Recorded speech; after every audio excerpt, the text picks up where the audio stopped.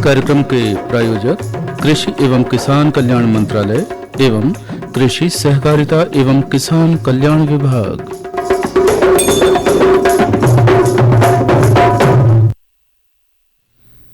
कुलदीप भैया, ओ कुलदीप भैया।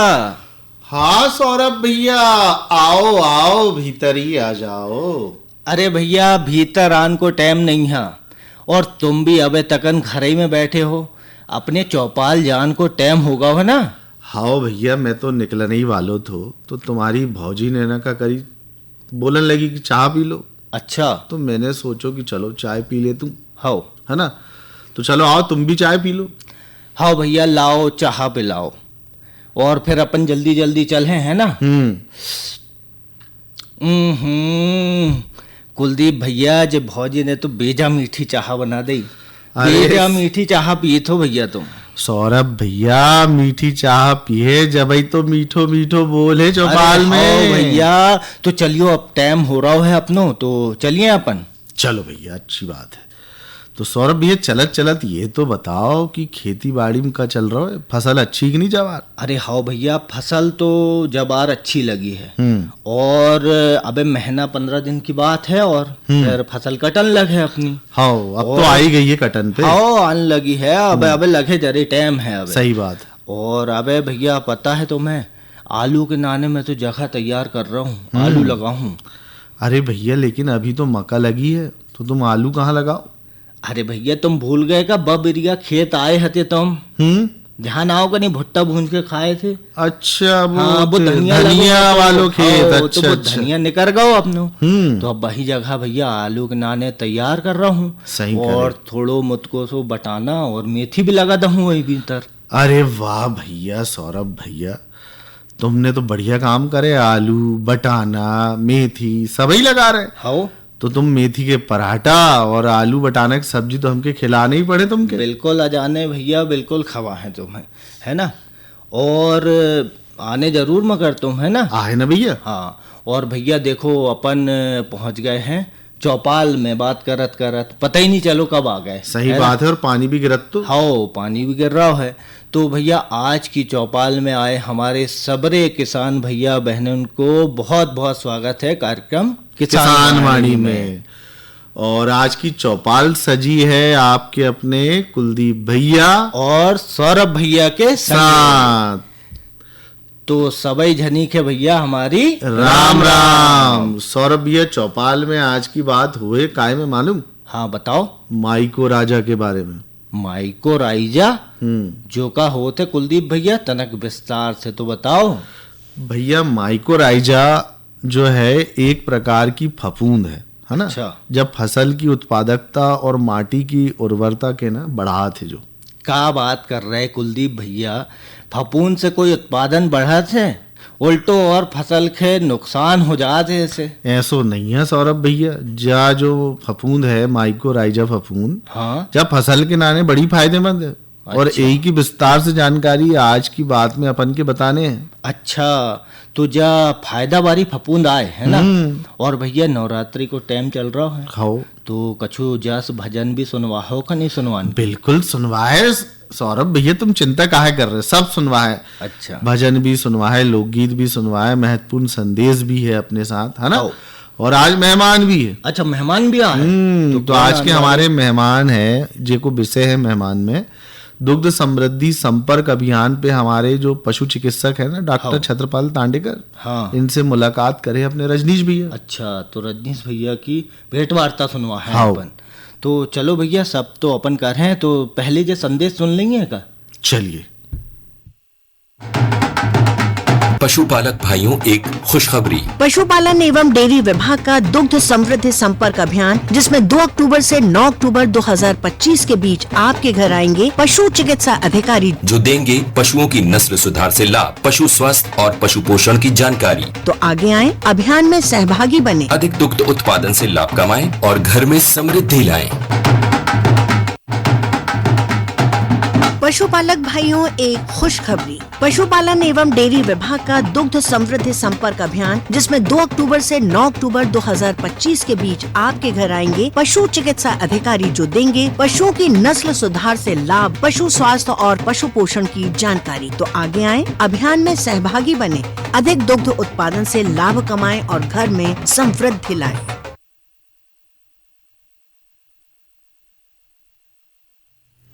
और सौरभ भैया, हाँ भैया, संदेश अपन ने सुन ले। हाँ। और संदेश सुनने के बाद एक बार फिर से हमारे सभी जो किसान भाई है, बहन है, उनको बहुत बहुत स्वागत है कार्यक्रम किसान वाणी की चौपाल में। हाँ, तो अब क्या करने हैं भैया? अब तुम कहते भजन भी सुनने, लोकगीत भी सुनने। हाँ, तो चलो अपन एक भजन सुनवात है दया भार्गव और उनके साथिन की आवाज में। चलो भैया।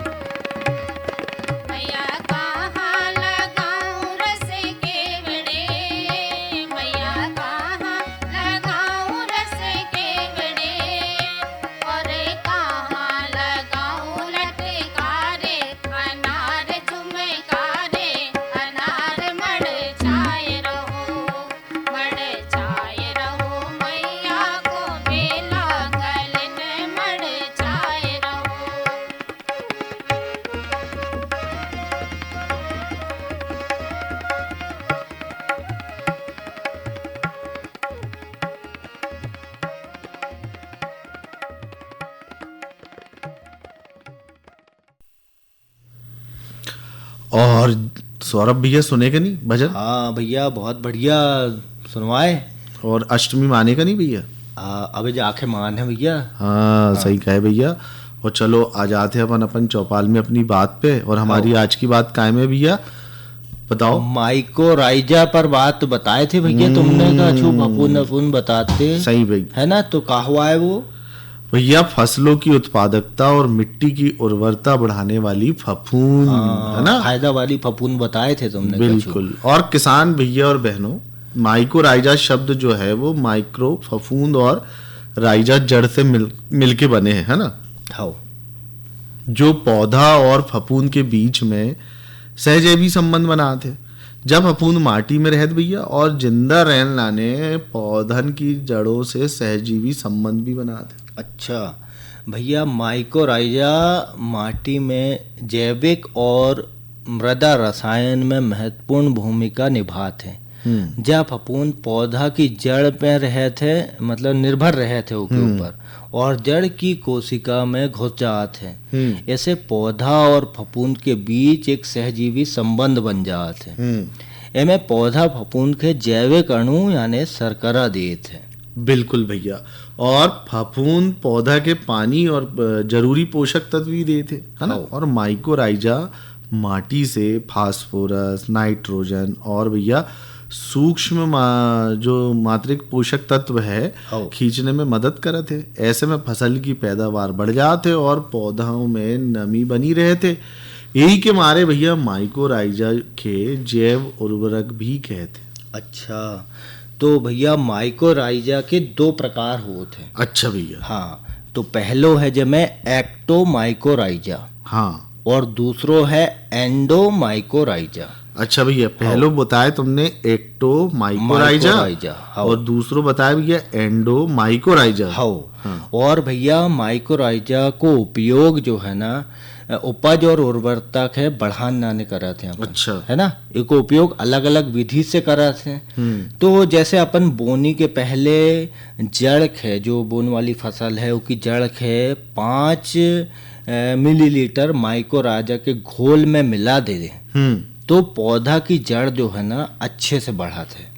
अच्छा, और भैया माइकोराइजा को 250 ग्राम पाउडर से, हाँ है ना भैया, ध्यान से सुनने सौरभ भैया, हाँ 200 से 200 लीटर पानी में घोर लो हाँ और 2 से 3 घंटा के नाने बोनी के पहले डोब के रख दो, हाँ तब भी तुमको मालूम बड़ो फायदा तो हो। जब इठी करें तो भी फायदा हो। हाँ हाँ भैया, फसल बोने के पहले अपन खेत की तैयारी कर रहे थे ना, जैसे अभी बताओ तो आलू के नाने अभी खेत की तैयारी कर रहा हूँ मैं, तो वही टाइम में क्या करने अपन के 4.5 किलो माइकोराइजा कल्चर के 200 किलो गोबर की सड़ी खाद में मिला के खेत में फेंक देने। अच्छा, जैसे छर्रा फेंकत ना अपन, हाँ खेत में बिखेर दियो, फेंक दियो, तो वह फसल के की जड़ के बहुत फायदा कर रहा था ऐसे में भी है ना? हाँ। और भैया एक और बात बता रहा हूँ मैं, बताओ। और जो रोपावारी फसल के पौधा की जड़ के, हाँ है ना, ध्यान से सुन, रोपा वाली जड़ बोल रहा हाँ हूँ के 15 से 20 मिनट माइकोराइजा के घोल में डोब के रुपाई करने से बहुत फायदा होता भैया। अच्छा, जिन जिनको रोपा है, लगा था हाँ। अपन, है ना, तो वृक्षारोपण के समय भी 5 ग्राम कल्चर गड्ढा में डाल दो तो भी फायदा हो। अच्छा अपन फलदार पौधा लगा रहे हैं हाँ। तो मैं भी 5 ग्राम डाल दो गड्ढा, कल्चर डाल दो तो फायदा करे हो की जड़ के, है ना फायदा करे। भैया। अब माइकोराइजा तैयार करने की विधि भी बता दिए थे अपन, है ना, तो एक नाने क्या करने हैं, बारिश और धूप से सुरक्षित रहे ऐसी जगह अपन के देखने हैं। अच्छा, और 100 गुणा 50 गुणा 50 सेंटीमीटर आकार के गड्ढा बना लेने हैं अपन के, है ना, और जो गड्ढा में क्या करने हैं, प्लास्टिक की सीट बिछा देने हैं। प्लास्टिक की सीट बिछा के भैया माटी से गड्ढा के भर देने हैं। एक के बाद माइकोराइजा स्टार्टर एनोकुलम के जो 2% वालों लेने हैं भैया, ध्यान रखाने, है ना। अच्छा। माइकोराइजा स्टार्टर एनोकुलम एक है माटी में मिला देने हैं, और जो फसल के तुम्हें लगाने हैं ओके बीज या माटी में बो देने हैं। अच्छा, और किसान भैया एक के बाद पानी देते रहो जब जे पौधा हो गए, नहीं तो इनकी जड़ में माइकोरिजल कवक पैदा हो जाते, हाँ और माटी माइकोराइजा के स्रोत बन जाए, है ना। हाँ अब माइकोराइजा के लाभ भी बता दिए भैया। बिल्कुल बता दिए थे मैं, यानी कुलदीप भैया तुमने क्या बताया कि जो पौधा उग है उनकी जड़ में माइकोरिजल कवक पैदा हो जाए, है ना, और जो माटी है उनमें भी माइकोराइजा पैदा हो जाए तो बस स्रोत बन जाए। ठीक है भैया। और किसान भैया बहनों, माइकोराइजा फास्फोरस की मात्रा 60 से 80% तक बढ़ा भैया, हाँ है ना, माटी की गुणवत्ता और संरचना में भी सुधार कराए जो। बिल्कुल। और भैया माइकोराइजा पोषक तत्व और पानी को अवशोषण भी बढ़ात है, सिंचाई और खाद की जरूरत के कम करत है, और सूखा के प्रति प्रतिरोधक क्षमता भी बढ़ात है। पौधा के स्वस्थ और तनाव के प्रति प्रतिरोधक क्षमता भी बढ़ात है।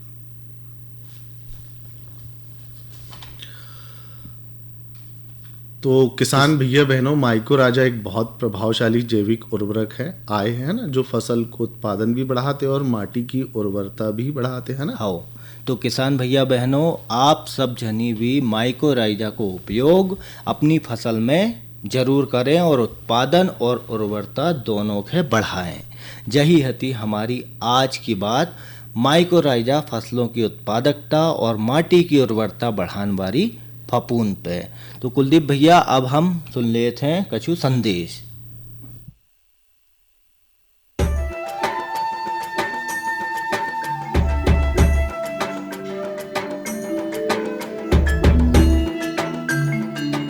मैंने 2015-16 से ऑयल पाम की खेती की है और इससे पर्यावरण को कुछ नुकसान है ही नहीं, और इनका जो पेड़ पौधा होता है इनसे हम मल्चिंग भी यूज करते हैं, और इनका यूज से हम काफ़ी सारा ज़मीन में नमी लेते हैं, और इनके अंदर इंटरक्रॉप जो है, जो कपास वगैरह लगाते हैं तो हम डबल गुण आय लेते हैं और अच्छा रहता है।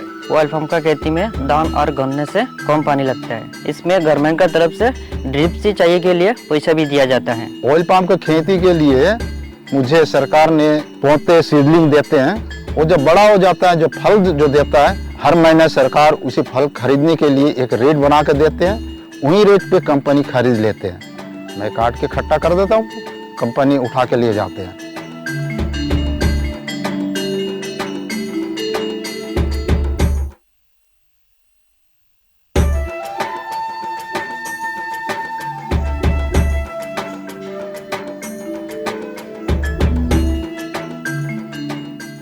जो हरे भरे पेड़ और उन पर लगे गुच्छेदार फल दिखाई दे रहे हैं, ये वास्तव में हमारे किसान भाइयों के आर्थिक और सामाजिक जीवन में सुख समृद्धि के रंग भरने की क्षमता रखते हैं।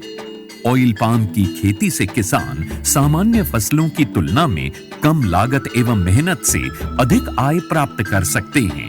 इसके माध्यम से किसान खाद्य तेलों का उत्पादन बढ़ाकर देश के विकास में अपनी भागीदारी सुनिश्चित कर सकते हैं। लेकिन ये सब कैसे संभव है, आज इसी के बारे में बताएंगे अपने किसानों को। ऑयल पाम एक बहुमुखी तेल है जिसके कई अलग अलग गुण और कार्य हैं जो इसे बेहद उपयोगी और व्यापक रूप से इस्तेमाल किया जाने वाला बनाते हैं। ऑयल पाम के फल से सबसे अधिक तेल प्राप्त होता है। प्रति हेक्टेयर 20 से 25 टन फलों की उपज देने वाले इसके पेड़ परिपक्व होने के बाद लगभग 30 साल तक फल देते रहते हैं। यही नहीं, इन पेड़ों के बीच अंतर्वर्ती फसलें उगाकर किसान दोहरी आय भी प्राप्त कर सकते हैं। इसके अतिरिक्त सरकार की ओर से भी इसकी खेती के लिए काफी सहायता उपलब्ध करवाई जाती है। भारत सरकार की ओर से 2021-22 में खाद्य तेलों पर राष्ट्रीय खाद्य तेल मिशन, तेल palm national mission on edible oils, oil palm NMEO-OP की शुरुआत की गई। इसके अंतर्गत किसानों को ऑयल पाम की पौध सामग्री, अंतर्वर्ती खेती एवं रखरखाव, ड्रिप सिंचाई, डीजल, बिजली, सोलर पंप सेट, बोरवेल, फल कटाई उपकरणों एवं पुराने पौधों की पुनः रोपाई के लिए सब्सिडी प्रदान की जाती है। इस मिशन के अंतर्गत किसानों को 1 से 5 लाख तक की राशि प्रति हेक्टेयर की वित्तीय सहायता उपलब्ध कराई जाती है। सरकार द्वारा ऑयल पाम के पौध सामग्री के लिए 20 से 29 हज़ार रुपये प्रति हेक्टेयर की सहायता मिलती है। इसके अलावा भी सरकार पहले 4 साल तक 42,000 रुपये प्रति हेक्टेयर की सहायता अंतर्वर्ती फसल एवं रखरखाव के लिए भी मुहैया कराती है। इस मिशन के अंतर्गत ड्रिप सिंचाई के लिए 30,000 रुपये प्रति हेक्टेयर की सहायता अतिरिक्त दिया जाता है। साथ ही किसानों के लिए फसल कटाई मशीन और ट्रैक्टर ट्रॉली की खरीद के लिए भी सहायता का प्रावधान है। कुछ किसानों के मन में ये शंका है कि ऑयल पाम के पेड़ों की सिंचाई के लिए अधिक मात्रा में पानी की आवश्यकता होती है। ये पर्यावरण के लिए ठीक नहीं है। कुछ ये भी कहते हैं कि ये धरती के उपजाऊपन के लिए भी हानिकारक हैं। किंतु जिन किसानों को ऑयल पाम की खेती से आज लाखों रुपए की वार्षिक आय प्राप्त हो रही है, उनका कहना है कि ये सारे संचय निराधार हैं। ऑयल पाम का खेती में धान और गन्ने से कम पानी लगता है। इसमें गवर्नमेंट का तरफ से ड्रिप सिंचाई के लिए पैसा भी दिया जाता है। मैंने 2015-16 से ऑयल पाम की खेती की है और इससे पर्यावरण को कुछ नुकसान है ही नहीं। और इनका जो पेड़ पौधा होता है, इनसे हम मल्चिंग भी यूज करते हैं और इनका यूज से हम काफ़ी सारा ज़मीन में नमी लेते हैं। और इनके अंदर इंटरक्रॉप जो है, जो कपास वगैरह लगाते हैं, तो हम डबल गुण आय लेते हैं और अच्छा रहता है। ऑयल पाम की खेती के लिए मुझे सरकार ने पौधे सीडलिंग देते हैं। वो जब बड़ा हो जाता है, जो फल जो देता है, हर महीने सरकार उसी फल खरीदने के लिए एक रेट बना के देते हैं। वही रेट पे कंपनी खरीद लेते हैं। मैं काट के इकट्ठा कर देता हूँ, कंपनी उठा के लिए जाते हैं। ऑयल पाम के लिए सरकार उत्पादों की तत्काल खरीद करती है। साथ ही सरकार एक वायबिलिटी मूल्य भी घोषित करती है, ताकि यदि भाव अचानक गिर जाए तो उस अंतर का भुगतान सरकार किसानों को करती है। सच तो ये है कि ऑयल पाम की खेती हमारे किसानों को और अधिक समृद्ध और ग्रामीण अर्थव्यवस्था को और अधिक सशक्त बना रही है। आप भी इसकी खेती और सरकारी सहायता का लाभ उठाएं और अपनी आर्थिक स्थिति को बेहतर बनाएं।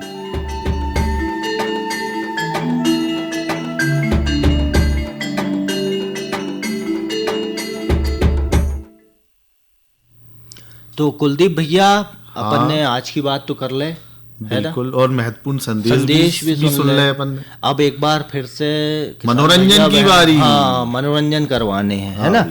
तो भैया राजेंद्र विश्वकर्मा और शकुंतला यादव की आवाज में सुनवाते हैं जी भजन।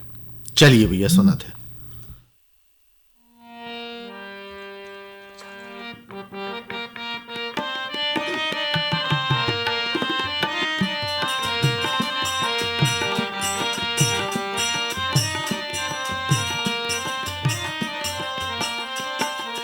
मैया मोरे अंगना आई नेहोर के तोरे पैया लागू मैया मोरे अंगना आई नेहोर के तोरे पैया लागू।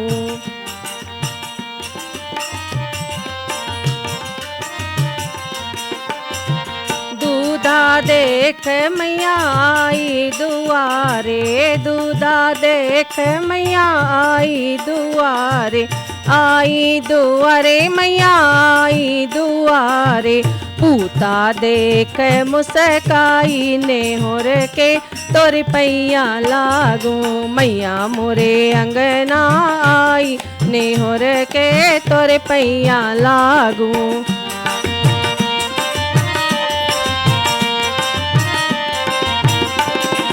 चंदन की चौकी बैठ का दीना चंदन की चौकी बैठ का दीना बैठ का दीना बैठ का दीना दूधन पाव पखारू नेहोर के तोरे पैया लागू मैया मोरे अंगना आई नेहोर के तोरे पैया लागू।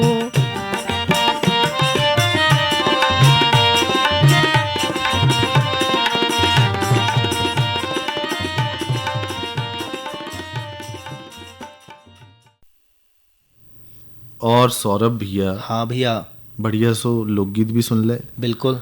और अब बारी आई की भैया मेहमान की। हो, मेहमान आने वाले थे, बताए। हाँ, तो भैया मेहमान में जब आर हम मिलन वाले हैं डॉक्टर छत्रपाल तांडेकर से, है ना, पशु चिकित्सक हैं ये, और दुग्ध समृद्धि संपर्क अभियान पर इनसे बातचीत करे अपने रजनीश भैया। हाँ, तो भेंट वार्ता सुनने हैं। छाओ भैया, चलिए सुनते हैं। सभी किसान भाइयों को रजनीश भैया की राम राम, नमस्कार। किसान भाइयों, मध्य प्रदेश शासन द्वारा दुग्ध समृद्धि संपर्क अभियान 3 अक्टूबर से 9 अक्टूबर 2025 तक चलाया जाना प्रस्तावित है। तो किसान भाइयों, किस तरह का यह अभियान है, किस तरह का इसका कार्यक्रम है और किस उद्देश्य के लिए चलाया जा रहा है, इस पर अधिक जानकारी के लिए हमारे साथ मौजूद हैं पशु चिकित्सक डॉक्टर छत्रपाल तांडेकर, जो कि जिला पशु चिकित्सालय छिंदवाड़ा में पदस्थ हैं। डॉक्टर साहब, हमारे किसान भाइयों की ओर से, हमारे पशुपालक किसान भाइयों की ओर से, मेरी ओर से राम राम, नमस्कार। राम राम किसान भाइयों। तो सबसे पहले तो हम यही जानना चाहेंगे कि जैसे कि जानकारी मिली है कि इसमें विकासखंड स्तर पर डॉक्टर, सहायक पशु चिकित्सा क्षेत्र अधिकारी और मैत्री को प्रशिक्षण दिया जाएगा, और किस तरह का ये अभियान है इसके बारे में थोड़ा बताइए, और थोड़ा इस प्रशिक्षण किस तरह का है, इसमें क्या जानकारी दी जा रही है या किस तरह का प्रशिक्षण है, उसके बारे में कुछ बताइए।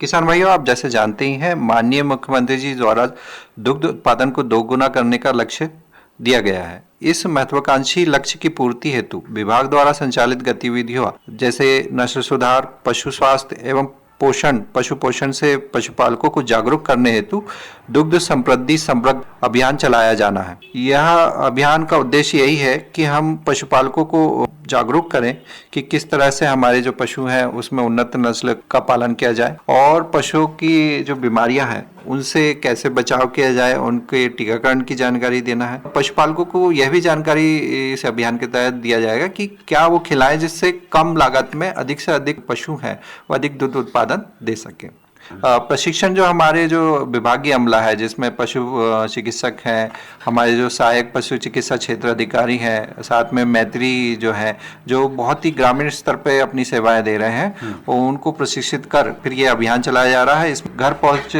सर्वे किया जाएगा और यह देखा जाएगा कि किस हिसाब से पशुओं को देखभाल की जा सकती है। डॉक्टर साहब, ये जानना चाहेंगे आपसे हम कि जो मध्य प्रदेश सरकार द्वारा दुग्ध समृद्धि संपर्क अभियान 3 अक्टूबर से 9 अक्टूबर के बीच चलाया जाएगा, वो किस तरह चलाया जाएगा, किस तरह संचालित किया जाएगा, इसके बारे में हमें जानकारी दीजिए। जी किसान भाइयों, ये अभियान जो है 3 चरणों में संचालित किया जाएगा, जिसमें प्रथम चरण में 10 या 10 से अधिक गाय या भैंस एवं भैंस रखने वाले पशुपालकों से व्यक्ति से संपर्क किया जाएगा। द्वितीय चरण में 5 या 5 से अधिक गाय या भैंस रखने वाले पशुपालकों से, और तृतीय चरण में 5 से कम गाय या भैंस रखने वाले पशुपालकों से संपर्क किया जाएगा। इस अभियान में जो है पहले जो है प्रथम चरण में 10 या 10 से अधिक गाय या भैंस रखने वाले पशुपालकों से गृह भेंट एवं सूची का सत्यापन जिले में पदस्थ सहायक पशु चिकित्सा क्षेत्र अधिकारी या मैत्री द्वारा 5 दिवस में किया जाना है, जैसे 3 अक्टूबर से 9 अक्टूबर के बीच में। मैं बताना चाहूँगा कि हमारे जो किसान भाई हैं, पशुपालक भाई हैं, जब भी ये सर्वे दल आए तो पूरी जानकारी स्पष्ट रूप से देवें और साथ में जिन पशुओं को कान में बिल्ला, जिसको टैग भी कहते हैं, अगर नहीं लगा है तो जरूर लगवाएं। भारत पशुधन ऐप में हमारे जो टैग की जानकारी, उसमें जानकारी प्रेषित की जाती है। बिल्ले से काफ़ी चीज़ें हमें पता चल जाता है कि किस पशुपालक का कौन सा पशु है, कृत्रिम गर्भाधान किया है, कोई गर्भ जांच की है या टीकाकरण किया, ये सारी जो गतिविधि है उस टैग नंबर से ही संचालित की जाती है। तो पशुपालक जो भाई हैं, अपने किसान भाई हैं, वो सर्वे दल को जानकारी देंगे और सत्यापन भी हमारे जो पशु चिकित्सक हैं वो भी करेंगे। माननीय कलेक्टर महोदय का भी निरीक्षण होगा इन गाँवों में। हमारे जो उप संचालक स्तर के हैं वो भी जाएंगे और जो भोपाल से स्तर से भी इसकी सत्यता की जाँच की जानी है। तो सभी से किसान भाइयों और पशुपालकों से निवेदन है कि वे स्पष्ट जानकारी दें, जिसमें मोबाइल नंबर, आधार कार्ड, जानकारी जो हमारा सर्वे दल है उनको देना चाहिए, पशुपालकों को बताना चाहिए सर्वे दल को, जिसमें हमारे AVFO हैं और मैत्री है। ये सर्वे दल के रूप में काम करेंगे। इनको ये बताएंगे कि हमारा पशु कौन सा है, उस पर बिल्ला लगा है, नहीं लगा है, कितने पशु हैं, वो है कि नहीं अभी, और किस नस्ल के, इस टाइप की जानकारी उनको देनी। किसान भाइयों, ये जो अभियान चलने वाला है, इसके लिए जो हमारे दल बनाए जाएंगे, मतलब इसमें जो अधिकारी गण रहेंगे, सहायक पशु चिकित्सा अधिकारी रहेंगे और मैत्री जो रहेंगे, उनका जो प्रशिक्षण होना है वो 18 सितंबर से लेके 23 सितंबर के बीच में विकासखंड स्तर पे मास्टर ट्रेनर द्वारा दिया जाएगा। और ये जो ड्यूटी जिनकी रहेगी AVFO की और मैत्री की, वे जो है अपना अभियान की जो शुरुआत होगी 3 अक्टूबर से होगी, जिसमें प्रथम चरण में ये घर घर जा संबंधित है जिनके यहाँ 10 पशु से अधिक गाय या भैंस है, 10 या 10 से अधिक गाय या भैंस है, उन पशुपालकों से संपर्क करेंगे प्रथम चरण में। तो ये 3 अक्टूबर से 9 अक्टूबर के बीच में रहेगा और फिर उनका सत्यापन किया जाएगा। और ये प्रतिदिन की कार्रवाई जो है, जो सहायक पशु चिकित्सा क्षेत्र अधिकारी हैं, मैत्री द्वारा है, पोर्टल में या गूगल शीट में दर्ज की जाएगी। इसके लिए एक कॉल सेंटर भी बनाया गया है, जिससे पशुपालकों का सत्यापन राज्य स्तर से किया जाएगा।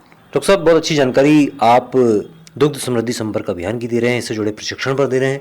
हम ये जानना चाहेंगे कि किस तरह से आप देखते हैं कि इसका क्या लाभ हमारे किसान भाइयों को मिलेगा, पशुपालकों को मिलेगा, और किस तरह का फायदा इससे हमारी खेती को मिल सकता है?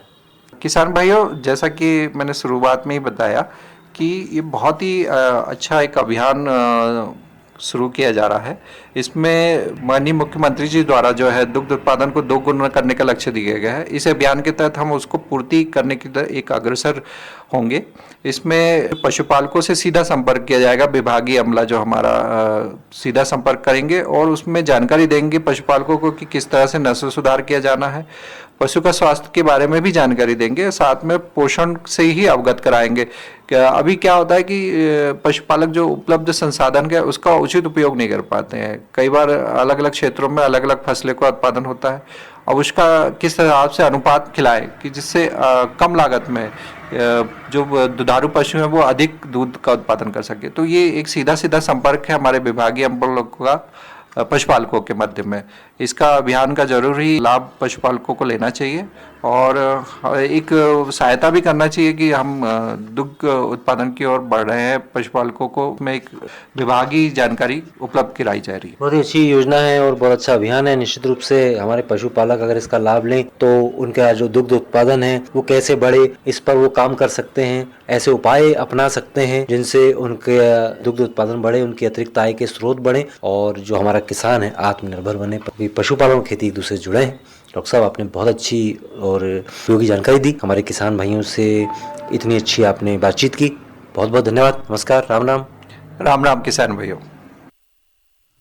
और भैया अभी आप सुनते मेहमान क्रम में डॉक्टर छत्रपाल तांडेकर के, इनसे बातचीत करते अपने रजनीश भैया, और विषय तो भैया दुग्ध समृद्धि संपर्क अभियान है ना। हाँ, तो कुलदीप भैया जब टाइम हो गया है सबरे किसान भैया बहनन से विदा लेन को। हाँ भैया, तो सब जनिक है सौरभ भैया की और कुलदीप भैया की राम राम, जय जवान जय किसान।